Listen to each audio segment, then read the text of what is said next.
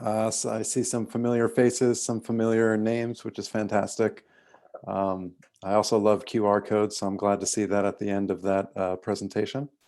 But anyways, I met Anthony at MLB, which all of my friends and family would make me, they would question and say, you mean the MLB? Yeah, it was the MLB. We worked at baseball. It was not our passion for baseball that made our paths cross. It was my hummus, pickled goods, the pounds of roasted peanuts, or basically anything I brought for lunch that tempted Anthony over to the QA corner. And Anthony and I actually hit it off because we both have a penchant for getting things done. And you know, we both worked at MLB for a few years, and it didn't really surprise me that after we both parted ways, Anthony ended up in a pretty high position in the games industry. He has the ability to identify and nurture potential in people and build a team who truly cares about what they're making. So anytime I have an art question, Anthony is my go-to person.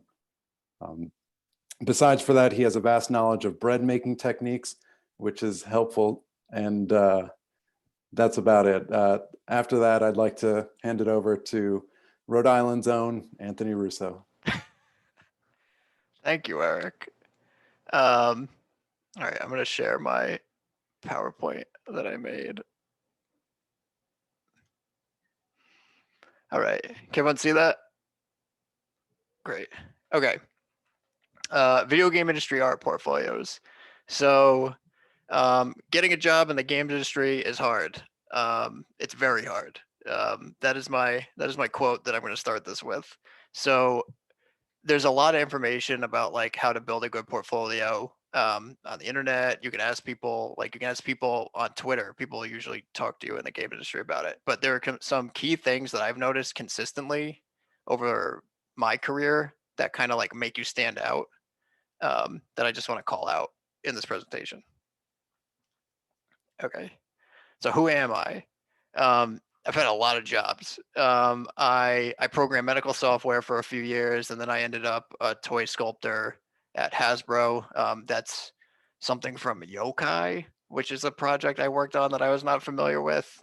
I started a small company that made accessible games for a while. One of them was an all audio game for the blind.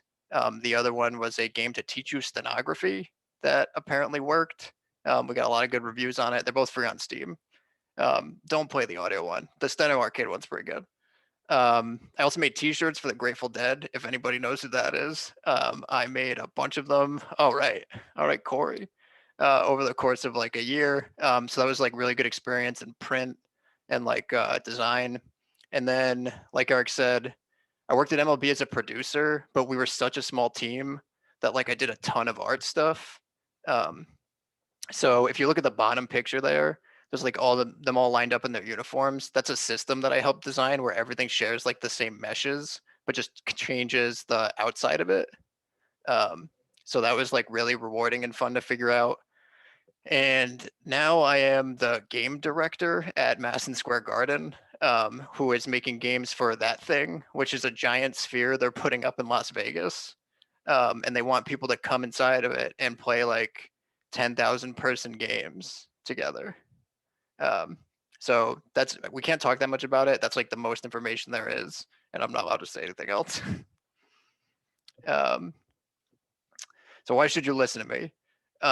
I have been you. I went to a game school. I went to Worcester Polytech in Massachusetts. And building a portfolio from a generalist program was very hard. You take a bunch of classes that teach you coding and art and a whole bunch of a variety of different stuff. And it's difficult to figure out how to structure your work because you do so many things, of like what to put on the front, what to kind of put by the wayside, what to polish more. So hopefully I can answer some of the questions about that with this presentation. And now I'm hiring people. Like I hired interns, student associates. I'm hiring like directors right now and like leads. And so there's key things I look for when I'm hiring people. That's me. Oh my God. In 2012, sculpting in ZBrush in front of like a class of children. Okay, so I'm just gonna lay out some like basic stuff and then like we'll do a Q&A after. So The first thing is have a plan. Like you want to have a plan as far as your portfolio, your career, and uh, what you want to focus on in the work you're presenting. So it can be like your plan could be I'm going to create two pieces and I'm also going to present the stuff I did in school. Or I really want to get a job as a junior environment artist. So I'm going to not show anything I did in school, but use the knowledge I've gained to build a bunch of environment art assets. The main thing is to just write down an achievable plan. Um, and like seriously write it down. If you write it down, you'll stick to it. Um, so if you can't figure out a plan, like if you don't know where to begin, go on our portfolio websites and start doing research. Find people who have jobs or want jobs that you also want and see what they're doing. So, like, what kind of art does somebody who wants to be a junior character artist at Blizzard make? And kind of start emulating it and mirroring it. The main thing I'm going to stress is have deadlines. Like work on a project for a set amount of time and then stop and then reevaluate if you should work on it anymore. Because the thing that I used to do that killed me for a while is I would noodle on stuff for years. Like I would do a sculpt and I would keep coming back to it, keep coming back to it and saying, "Oh, it's not done, it's not done." And then you don't have anything to show, and you even if that thing was like good 6 months ago, you're not showing it in your portfolio, and you're not going to get anything out of it. So I usually recommend like 3 to 5 polished pieces, um, and do some upfront preliminary, like do some meshes, do some sculpts, do some experimentation upfront, and then ArtStation, ArtStation, Poly. Poly. Oh, that was weird. ArtStation, Polycount, and ADLV all have challenges that you can participate in that kind of get your name out there and give you a set goal with a deadline. So those are also good to kind of engage with. I don't know if I need to look at the chat, but I opened it. Step two, make stuff. Like start making it. Even if you don't know how, even if you're not positive your entire way through, take the plan and your goal and start making things. Um, what you're going to do if you're coming into game art in the beginning is not going to go as you plan. You're going to hit tons and tons of technical snags, weird art snags, like stuff doesn't show up the way you thought it would. Don't get discouraged. Like keep like bearing through it and try to stick to your deadlines. If you get stuck, if you're like, I honestly don't know how to fix this thing that is part of my plan. Like, so in this example on the right, this dude was making, or this person was making this, this like ammo box. There's tons of stuff that could have gone wrong in making it. Like his metallic properties don't look right, or it didn't render the way he thought it would in Unity. So what my workflow for that would be, I would immediately just start Googling on the websites that I trusted. So like I said them before, Polycount, ArtStation. I would find people to connect with and just be like, why does this look like this in Unity? Why does it look fine in Unreal and not in Unity? I want to present it in Unity. And people are willing to help you and will take time to try to figure it out with you because usually they want that knowledge too. Um, so yeah, just hit up forums, Google, hit up YouTube. YouTube has a bunch of good tutorials. People love sharing knowledge on YouTube. Um, and then also I'm going to go back to Polycount, but now it's also Discord. There's like art communities where you can present your stuff over time and ask for feedback, not on technical stuff, but like how it looks. And seasoned artists will help you. They'll be like, oh, actually, like your proportions are off, or oh, your metallic's too low, like it doesn't look shiny enough. Um, and that's super. That's integral. You need to be doing that along the way. You also learn how to give and get art feedback, which if you want an art job is super important. You'll learn that through discussions with people in those communities. Um, Last note, do not just make art.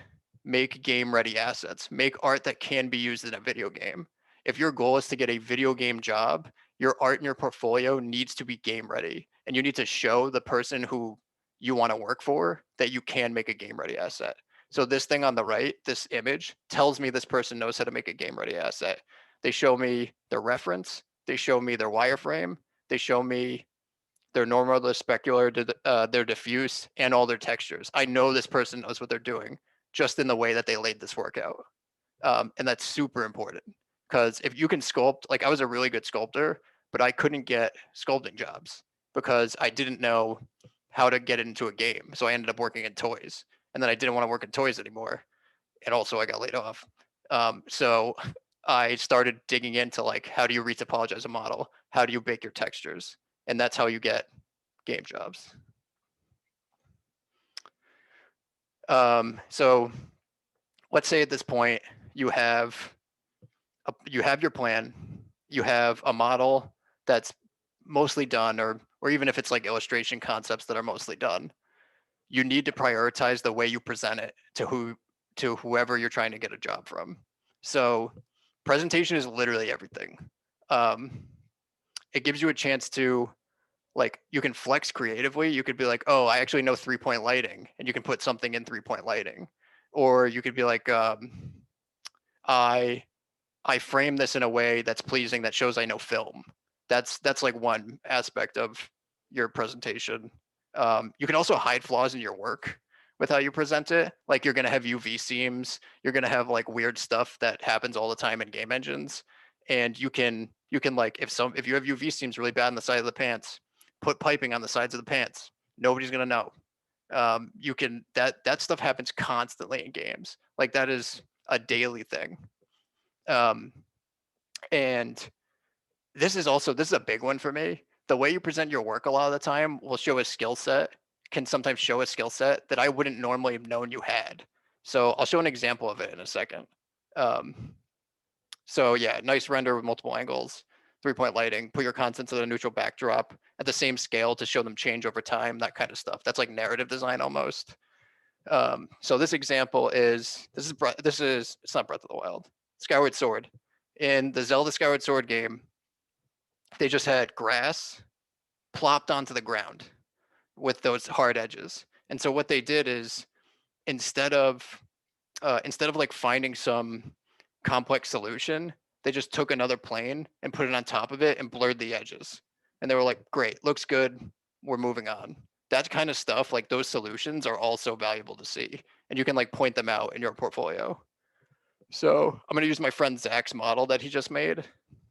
This is Zach's model. Pretty good. Um, so this is how he was presenting stuff in his portfolio, but we had a conversation about it. So like, I don't know what their legs look like. I don't know what the back looks like. The background is like really uninteresting and doesn't really help me feel like tone or anything for this character. Like we had to talk about it. So he ended up presenting it on his portfolio like this. So this shows me he knows the cool parts of his model. He's like the coins, he's focusing on the coins, he's focusing on the blood vial on their chest. Um, he knows how to make movies. He knows how to edit 3 movies together. He knows how to make. I think he actually took this backdrop from like Unreal assets, but like he knows how to integrate his character in an engine with assets, which is huge because this is definitely done in a game engine. Um, and he knows how to repurpose like this vial multiple times on the neck and on the waist to look like 2 different things. So just by like putting it in a scene, getting some assets off the Unreal store, lighting it and framing it, he shows a bunch of skill sets using the same content that you wouldn't have normally thought he had. So that's kind of what I'm talking about. Biggest thing, um, sell yourself quickly. Um, this is a businessy thing, so I apologize for this in advance. Most hiring managers and people look at your portfolio when you apply for a job, 5 minutes, like max. They have tons and tons of applicants, so you need to put exactly what you want them to see on the front of your portfolio. Um, so you have your 3 to 5 examples that you've made, you present them in their best light, you put them in the front, and if you have other renders and stuff you want them to see, definitely give them the ability to like click into it and see more stuff. But though you need your front page needs to be 1, 2, 3, 4 in order in front of me. Because that's how I know, oh, I'm interested. If I just even if like think about it from my perspective, or try to. Like, if I just see one model on your front page, it's good. Even if it's good, what if I had another like submission that same day and there were 4 models of equal quality on the main page right in front of me as soon as I hit that, like splashed in? I'm gonna go for that second person. Um, so this is kind of like less art and more business. But like, yeah, have your contact information, have a link to your resume that isn't hidden. I can't tell you the amount of times people's resumes are like, I have to go like in their portfolio, in their about me, in their description about themselves, and then they say the word resume in their paragraph about themselves, and that's the link. Have that thing right up front, like resume, top bar of your website or ArtStation. Um, and then call out your specialty. This is very important. Say, I am a prop artist. I am a character concept artist. And don't put aspiring. If you did the art, you're an artist. Never put aspiring. If you made character art, you're a character artist. Um, and don't put game artist. Like, if you want a specific job, say you are that specific job. I used to have 3 websites. One was for design, one was for specifically character art, and then one was for production. And they were all hosted on the same website, but I would send recruiters and people different links to be like, hey, this is my production website. And it was like anthonymrusso.com/prod. So that when they clicked the link, it went immediately to the production section. So they knew what they were getting. That's a simple way to mitigate that problem. And I appreciate it all the time. How am I doing on time? Hey, not bad. Um, so quiz. This is my quiz portion. It's a surprise test. Um, so you can say it in the chat. What job do you think this person wants?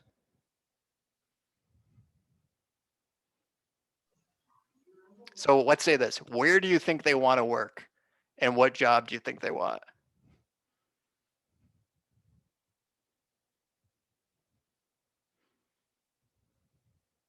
Riot Games character designer, Blizzard character concept artist, character concept artist. So character games designer, Blizzard or Riot. Okay, this is my friend Ben. Ben is a concept artist at Blizzard Entertainment. He made all that stuff before he got a job at Blizzard Entertainment. And he curated his work to be like, I'm going to draw stuff. I'm going to design characters that look like they should be in Blizzard games. I'm going to do 8 of them. I'm going to put them in an art station and I'm going to apply to Blizzard 100 times. And eventually they bought. Like, he got rejected a ton of times too. He was constantly rejected and then he made it.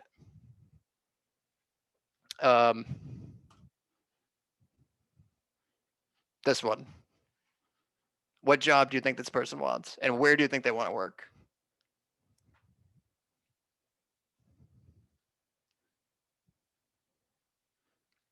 Weapon model at Activision, that's a good one. Prop modeler for Call of Duty. Weapon designer for Bungie.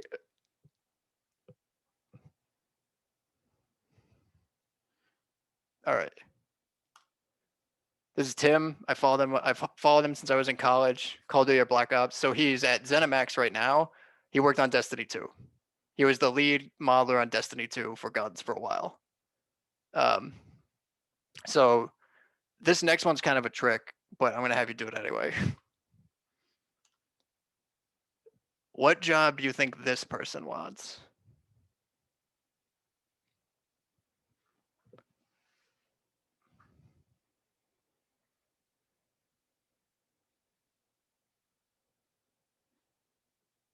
These are actually good.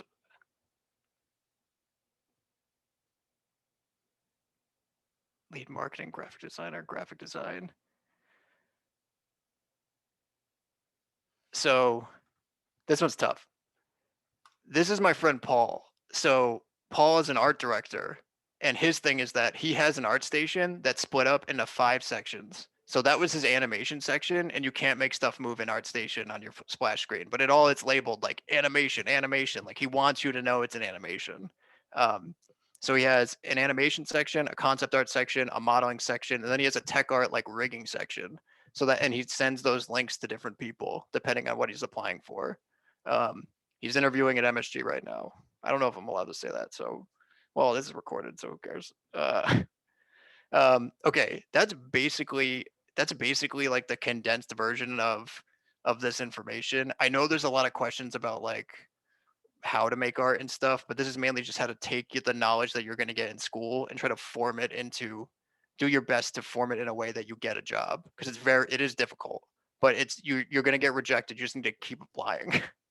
I got rejected so many times from so many places. I got rejected from 343 and was crushed because I just only wanted to make Halo. But then you just keep applying and you find something. It'll work out. You'll find something that fits. That's my presentation. Does anybody have questions? Thank you There's so an much. there. Thank you so much, Anthony. So again, if you would like to ask your question, type question in the chat box, and then we'll prompt you to unmute, and you could ask your question. If you would rather ask your question and not speak, you could go ahead and type that in, and we'll get to your question.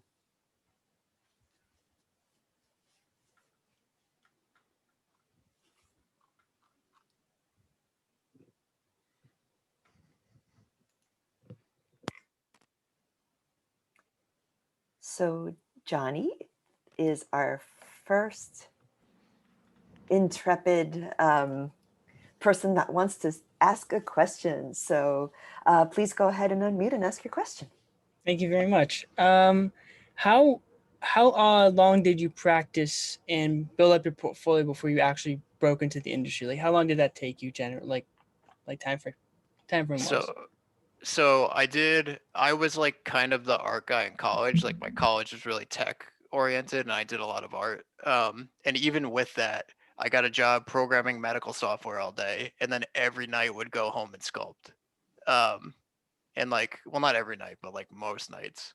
And it was a full year of that before I landed Hasbro. You do have to practice a lot. That is a part of it. You have to be always making stuff. The more you make stuff, the more you're gonna like fail and figure out um, quicker ways and easier ways to make art. And then you're also gonna develop your eye. So you're gonna know what looks good and looks bad more efficiently, I guess is a way to put it. And you're just gonna be able to be like, oh, like I know the topology to start this gun off of or this environment. Um, and you'll get quicker and quicker and it'll feel like less of a drag. In the beginning it does feel hard because you're fighting, you don't know the tools, you don't necessarily know like what looks good and what doesn't, but that's why the education in the beginning is so important. Like go to polycount, go to find a discord. Like Ryan Benno, the guy at Insomniac, has a really good discord for teaching environment art. Like find those people, just Google it and you'll get good resources. Awesome. Thank you so much. Josiah, you're next if you'd like to unmute and ask your question. Sure thing. Thank you. I just have like maybe one question to ask. What was the designs like for like all the different kinds of games that you could use for like shooting games, or you could use like that you could put in your profile or something, maybe like in designs or something. How does that really work for like Call of Duty games or other like video games that we could use for designs? So like if you want to be a designer, like specifically a designer. No, just talking about the designer, not like being like a designer or something. I want to make sure I answer your question right. Ask one more time. Okay. My question was what was the designs like with the guns and with the shooting games that in the PowerPoint that we were just talking about? What Oh, was it like all about? where were they from? Like what game? Yeah, what games were they from? So I think a lot of those, let me like I can go back really quick. I think they're just from like I think they're real guns that this guy like found reference of. And so no, some of them are fake. This one's a real gun. This was like one of his things was a contract for the military. The other one was a mounted machine gun. One of them is a P90. Like those three are real guns that he found reference of, and he was like, "I'm gonna make these guns." So he's shooting for a job where somebody will hand him a design of a gun and be like, make this in 3D. Here's schematics or a 2D version of it. The other ones, it looks like he made up. So it looks like he designed them, but they're very like they're based on other stuff that you've seen. Like they look like other military weapons, but with a like sci-fi twist. Like the shotgun looks like it has two barrels. Um, one of them has like sideways shotgun shells all in it, but he's making it up. So 3 of them real, the rest seem like his design. Okay, thank you. I just had a question about that. If you go to that guy's website, Tim's, if you go to his art station, it's all Destiny guns. I didn't include all the Destiny ones because I asked you what do you think you wanted to work on, but he has a ton of Destiny guns. Could you find it maybe in Black Ops as well, or maybe like Modern Warfare? So he works at ZeniMax, so I don't know what ZeniMax is working on right now or why he would be there. But I don't think he worked on Call of Duty. Oh, was that something like maybe like for Microsoft? ZeniMax is like, oh, what's ZeniMax? That's like Elder Scrolls. Like that's a Bethesda company. Okay, thank you. Great, thank you. So next, Brian, would you like to unmute yourself and ask your question? Okay, so how does one implement writing into their portfolio? So Nice. that's a good question. So I have a narrative designer right now, an intern from Carnegie Mellon. And so the thing that I stress, his name is Lawrence. So like the thing that I stress with Lawrence is if you're gonna make a design portfolio that you wanna have narrative based in, the good things to have were key examples of your narrative being used in projects. So like make projects where you incorporate your narrative into somehow part of the game, and then put that game in your portfolio and say straight up, like I did the narrative of this game, and have a link to it. You could also Okay. put scripts. You could put like he's writing, like if you write dialogue, like you could write here's like sample dialogue I wrote, like just write things and specifically list out like here is dialogue I wrote for a game to be procedurally brought in, or here's a scripted thing of dialogue I wrote for a film or cutscene. Um, but you can do the same thing. It still applies. Like just have the content and then have people critique your writing. Like have people be like, have them do a pass on it and then iterate, because that will ultimately help you. Like, should I find a professional editor or can I just show it to my parents? I would find something in the middle. So like I would try to find a community of people who want to write for games, and then submit your be like, hey, I'm making a game and here's my story or here's my writing sample. And they'll be like, oh no, it'd be cool if you did X, Y, and Z. And you can either take that feedback or leave it. But figuring out what is and isn't valuable based on their feedback is important. Okay. So John had a question in the chat. It was also tied to writing. And so John, if you want to sort of like type back in the chat and see if the previous question answered your question. If not, then let us know what you would like to know more specifically. So Josiah has another question. So Josiah, if you would like to unmute yourself and ask your question. Oh, sure thing. How does 3D working for video games, and how does making a portfolio work with other materials that you use for jobs or for schools, for colleges? How does that really work? So like what would you put in your portfolio from school? Yes. So if you're working on projects in school that have 2D art and you want to be a 2D artist, you can throw it in. You might want to polish it up more because usually your time is pretty constrained on like a student project, but like you can add that. If you're making 3D games in college, you can put your assets in. You can put the whole game in. Like if you did like all the assets for a game, you can just put like a video or a GIF of that game front and center. But it's however you want to present what you did in that project. You can put the raw assets. If you feel like the raw assets look better in the context of the game, just put videos of the game. Okay. Thank you. So the next question comes from Mike, and he'd like to know if there's specifically a role for people that like to create creatures and monsters, or would that still be part of character concept design? There are definitely jobs that are just I make I mean, it's depending on the scale of the company. Like there are people at EA who like just make socks for FIFA. Like, and then there are people who like make the full character because they're a team. They're on a team of 10. So it's if you just want to make monsters, you can make a portfolio just full of monsters, and then apply to companies that have like Ubisoft would pay you to make just monsters. Like bigger companies would pay you just to sculpt or animate or rig monsters. My friend, one of my friends, like worked on, oh my god, what was that movie? Kong Skull Island, and was like the rigger for Kong when he like eats an octopus.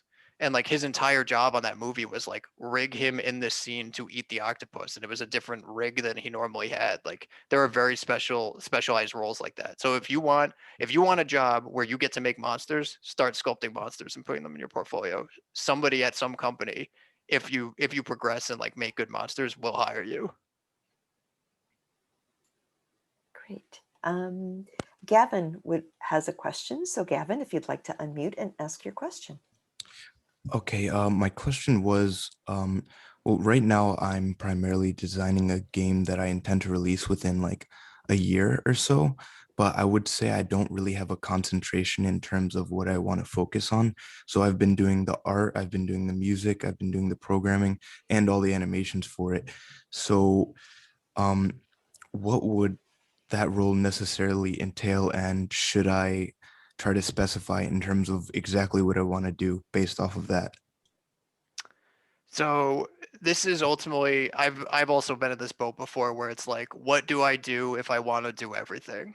And basically what I became was like a incredibly helpful generalist. So I never really got good enough. Like I'm not a Ubisoft character artist. I'm not a Blizzard environment artist. Like I thread the line between like all those things. And what it leads you to do is like honestly, so if you want to keep making games like that, um, look for small companies that want somebody that's like, I'm a game designer or I'm a developer, like just developer or artist. Because you can say like, hey, those companies will value somebody who can do sound, art, shaders, setting up a scene in Unity more than somebody who could just sculpt aliens. Like you're preferred. So you want to apply to small companies. If if you want to just keep making games on your own, you could also try that. Some places like you could reach out to publishers and be like, I think my game is really good. I want to get it published. And then also like I'm gonna kind of damn you right now, but like you could be a producer. Like I was a producer for a long time, and I was just like the ability to like help people who are specialists through the things that go outside of their specialty when they get stuck because you know so many how all the things kind of hook up is extremely valuable. I built my entire career off of just that. Great. So we have a couple questions. So Josiah has another question. So Josiah, if you'd like to unmute, and then we'll get to Cameron. Sure. Thank you. I do have another question about like for like types of games and stuff. Can we use that as on a laptop and on a desktop as well? And you can create games through a laptop and desktop at the same time, or does it have to be like a different design for it? And for computer games like Roller Coaster Tycoon 1, 2, can you like make? Is it possible that you could make it into 3D, like same thing as Roller Coaster Tycoon 3? Yeah, you could definitely do all that stuff. Like if you wanted to, you could build a lot of the stuff in those games. And laptop and desktop, you should be able to pull your project on anything. Like you could bring your project to any computer. It's just some computers it's easier to make stuff on because they have like graphics cards and are more powerful. Okay, sure thing. Thank you. Okay, so Cameron has a question regarding, I guess specifically copyright law. So how do laws work in copyrighting characters and design? What if another game company says you stole their idea? So this is the hardest thing in the world to prove in the game industry. Like everybody just steals everybody ideas. Honestly, like it's rampant. The laws are very loose, and the reason you win is if you're Epic and you have Fortnite money. You win because you can afford the most expensive lawyer. Um, I want to hit on something that may be kind of being asked here. So one of the things you can do is like, so if you're building a portfolio and you don't want to come up with characters, but you want to just make, like, you want to sculpt characters where you're like, I want to just model something that I see, which is a job. Like that guy, Tim, the gun guy's job is like, here's a gun, make this gun. He's not really like inventing his own guns a lot of the time. Like usually a concept artist will hand him a design and he will recreate it one for one and work with them to make it look like the way it does in the drawing. So like if you want to reach out to, I can't stress ArtStation enough. Like, get on ArtStation if you want to do this and start looking at stuff. If you want to go on ArtStation and like look at 2D illustrators and then find something that you really like and be like, I want to model that. That's something I want to put in my portfolio. It's something I modeled. You can just ask them. Like, you can just be like, hey, I want to model your creature or monster from my portfolio, the one you drew. Is that okay? And if usually they'll say yeah. Like nobody really cares as long as you're not selling it. You're good. If it's just to help you get a job, the art community is more than willing to help you because they would want the same help in return. Um, so that's an important thing to note. Okay, great. Thank you. So Gavin has a follow-up question. So Gavin, if you'd like to unmute and ask your question. Okay. I would say that a producer or a director sounds very appealing to me. So in terms of a portfolio for that, would the game that I would be developing kind of be evidence on its own to represent my capabilities in terms of sound design, art design, and programming? Yeah, so I would shoot for like associate producer or mid-level producer jobs and then finish your game. Most important thing, finish it. Don't show a game that and say like it's in development, like, oh, we're still working on it. Show a finished product that you have wrapped up and be like, I did this thing, and say like it was a year-long project. It is done. Here it is. It has these problems. It has these, don't call them out, but like it will probably have like problems and flaws that like, oh, don't go over there. The whole game breaks. But just put it in your portfolio and say it's done. Um, the other thing you can look into if you really want to be a producer is like agile work environment and then working with other people, because that's like a huge part of it, is like you have to know how to work with other people and you have to know how to organize and break down the work in a game in a way that makes sense. So like we need these 10 assets, these 4 sounds, somebody needs to hook the sounds up, all that stuff. That was a lot of what I did at MLB, even with Eric. That was, me and Eric did a lot of that. Thank you. Okay, there is a couple more threads here regarding copyright, but let me jump to Mike's question first, and then I'll circle back to some of the other copyright questions. So, oh, sorry. Let me ask Corey first. I'm sorry. Let me ask Corey's question. He personally likes designing, or she, I'm sorry, their own characters with their own weird style.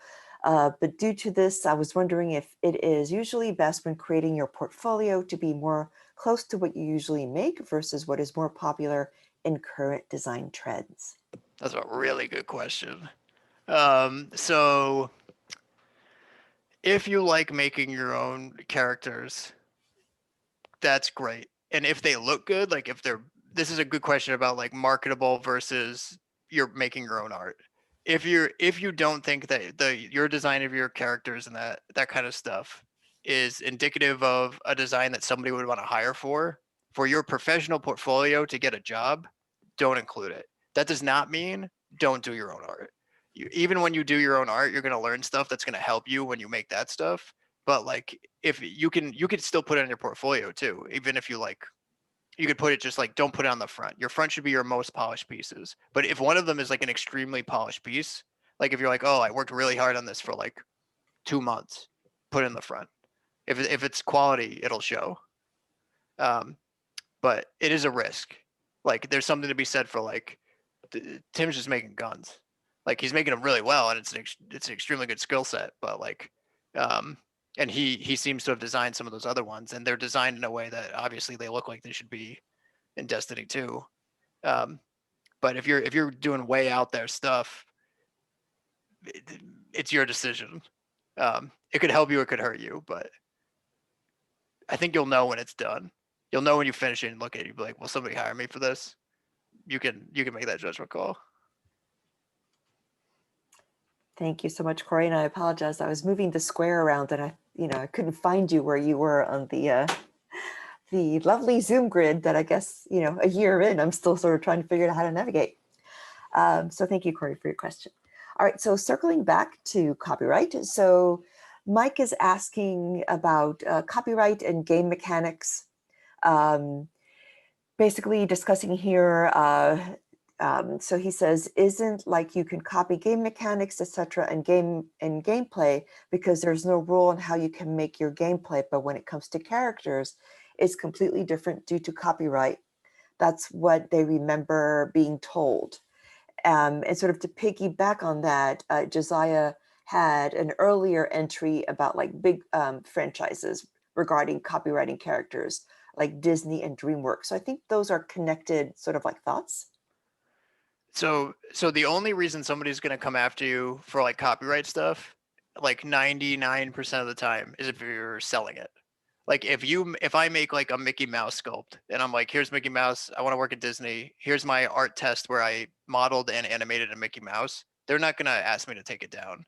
Um, they're only gonna ask me to take it down if I make money from it. So that money can be I'm selling it. It could be it became extremely popular on YouTube and now I'm monetizing it because I'm getting views. Like anytime that happens, they'll shut it down. But like if you it's almost sometimes kind of good to be like you saw Ben's portfolio. Like those are Blizzard, like a lot of people do Blizzard fan art. A lot of people do like Disney fan art. Like Leslie Vanderbrook is a modeler um oh no, he's not at Blizzard anymore. He's at Riot, who does like nonstop. There's like anime stuff. There's like movie stuff. He does tons of fan art, and that got him his jobs. He's not selling it though, and so he's fine. Fan art's like not a bad way to get a job because it shows there's an illustration, you have an understanding of that subject, you broke it down into a 3D form, and you like rendered it and presented it. That's generally useful. I would almost encourage that. Nobody's going to knock you for copyright. Disney's not going to come to your door and demand $1 million. They don't. They're too big. They don't care. Well, that's good to know because, I don't know. I think Disney's a little bit, they would be coming after you. So it's good to know that they do allow, yes, that they do allow people to experiment because they are such a global brand that people, like you said, adore and want to do so much in. But before we get off that, I just want to make sure that what Mike was getting at regarding game mechanics and gameplay and copyright, that whatever question, Mike, you may have had, if it was answered correctly, if not, just please retype it in the chat and we'll try to get the correct answer for you. Okay, and let's see. Josiah has another question. So Josiah, if you'd like to ask your question. Sure, thank you. I noticed like there is some game consoles that you don't require a disc anymore. You could just purchase it and you can like buy the game and you could play it on the console or like other types of game consoles as well. I noticed that there is guidelines to the rules and to like the controls and all that stuff. How does that work for a design for that? How do you like create it to know how to like play a game with the characters and where your characters are moving like in the video game when you're controlling it? So for specific consoles, there's a bunch of stuff there's a thing called cert, which basically is like if you want to get your game on Xbox, you can submit your game. You get like a thing to compile your game, so it runs on an Xbox. It has a bunch of standards for like how the controller works, how your UI has to function, like the button prompts that have to come up, they have to be like Xbox button prompts. And then as far as like how do you make a game that you would put on Xbox, a bunch of engines right now export to Xbox. Unity does. I even think Game Maker Studio 2 does. Like Unreal and Unity are the big two. So you can like get those things, start making a game, and at a certain point be like, I want to put this on Xbox, and you can try to start talking to Microsoft. You can like submit a thing that's like, I want to publish, and they'll either get back to you or not. Usually, Epic has a thing where they have like an incubator where if they find games that they like a lot, they'll help you publish. But that's honestly the hardest part. It's like getting in contact with Is, Xbox, PlayStation, Nintendo, The Is that iOS the store and Android though, that's easy. is that the same thing like for your Xbox Series and the PS4? Yeah, they have the same set of standards. Okay, thank you. So yeah, so Mike put the in the chat that yep, the question was answered. So glad, and I just want to make sure that I did not skip anybody. So let me just quickly look before we come back to Cam entered a question. Alrighty. So so Cam is asking, can games get easily hacked, and how does that work? It depends on how much security you put in your game. If I pull a game off Steam right now that somebody published yesterday that looks like a clone of another game, it's probably super easy to get into the source of. But games that like Final Fantasy Online, any online experience, usually super tight on their security, so you can't like spoof anything online.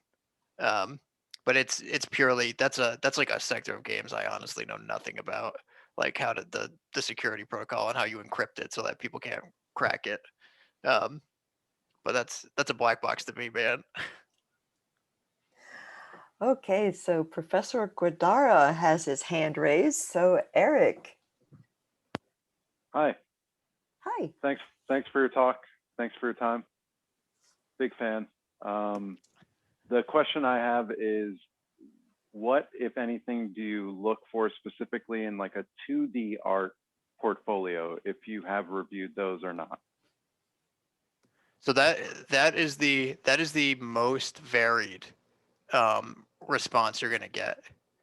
Is like if you're so Blizzard wants Blizzard stuff. Like if I'm working at Blizzard, I want Ben. I want that chunky, like very like clean style that Blizzard puts in all their games. Um, it depends on the project that you're hiring for. If it's an indie studio, you probably look for variation. You look for like, oh, if we ever wanted to make a toon game, like a toon style game, they could do that. If we wanted to make a realistic game, they can also paint, like that kind of stuff. So that one is really tough because it is the most varied. The thing I think you usually look for is like adaptability, like the ability to try multiple styles. That's what I would look for, but the team is very small. So adapting to different styles and like being able to try out different types of games is important to us. But if you're making Call of Duty, I want someone that can draw Call of Duty. So it depends on the market.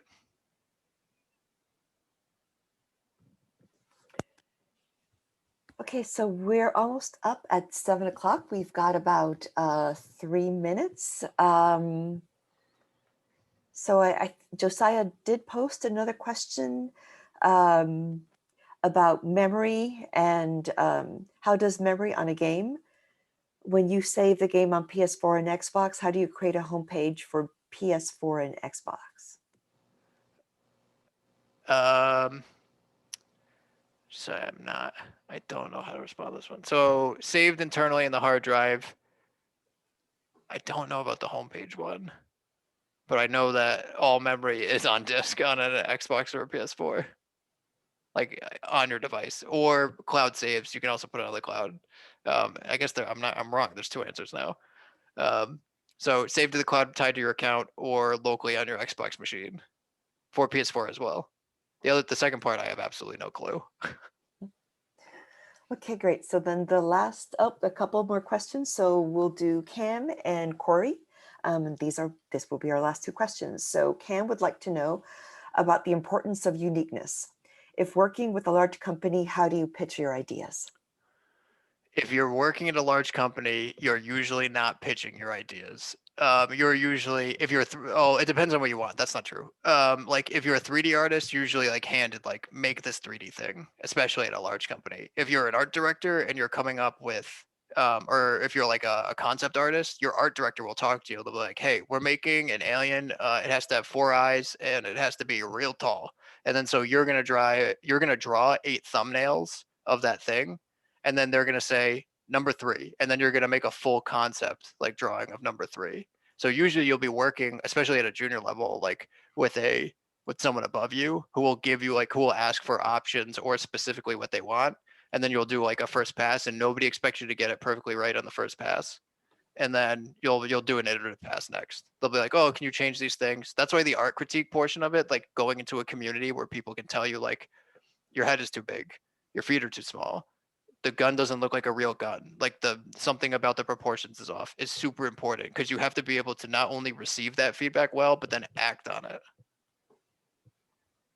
Okay, so Corey, and I think we're at 7 o'clock, so this will be the last question. How much are certification fees usually on consoles? Expensive. Big companies, super expensive. I think they have like deals for indie companies where you can like I think the Steam barrier to entry is $100 right now. You pay $100, you can get your game on Steam, bearing that like it works and it passes their like this game is a real game and not a broken build process.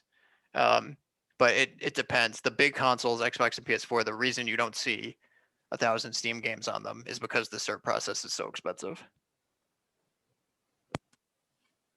Okay, great. It is 7 p.m. now. So I want to be mindful and respectful of everyone's time. So we're at 7 o'clock. And do you want to, are you available, Anthony, for one more question from Josiah, or would you like us to wrap it up? Yeah, shoot, Josiah. Thank you. I just had the last question to go to, and then we'll get. How does CCM do for game design classes and for gaming classes? How does that work at CCM here? I think that's an Eric question. Yeah, I do. I believe that is an Eric question as well. Okay. Oh, you want me to answer that? I can do that. Josiah, we have if you search the internet for CCM game design, you'll find our program flyer and a bunch of other information that'll help you get on your way. But the condensed version is we are a 2-year program that will give you an associate degree. And you start by playing and studying games, but you also start by making. And to Anthony's point about making things as often as possible, we strive to be a maker school. So you'll be making things over and over and over, and eventually you will hone that art and find your specialty. And while we can't offer every single aspect of game design, because games are made by a ton of really specialized people, we do our best in a 2-year period to give you something you can work with. Okay, and that's also on Titans Direct, right? Titans Direct, you would search for CIS game development. It's a holdover of an old sub program that used to, CIS, Computer Information Systems Game Development is the technical name of our degree. Okay, thank you, Eric. Welcome. Great. So thank you so much to Legacy Project, the Legacy Ambassadors Program, for sponsoring this really wonderful talk and presentation today. Thank you so much to Professor Guadara for introducing Anthony. And Anthony, last but not least, thank you so much for the wonderful information that you conveyed this evening to us about the amazing work that you've done and all the wonderful opportunities available in the gaming industry. Yeah, thank you for having me. It was fun. A good time. Great. Well, everyone have a wonderful weekend, and hopefully see you upcoming at a Legacy event soon. Cheers. Thanks so much. Thank you. Take care. Thank you, everyone. Thank Have you. a good weekend.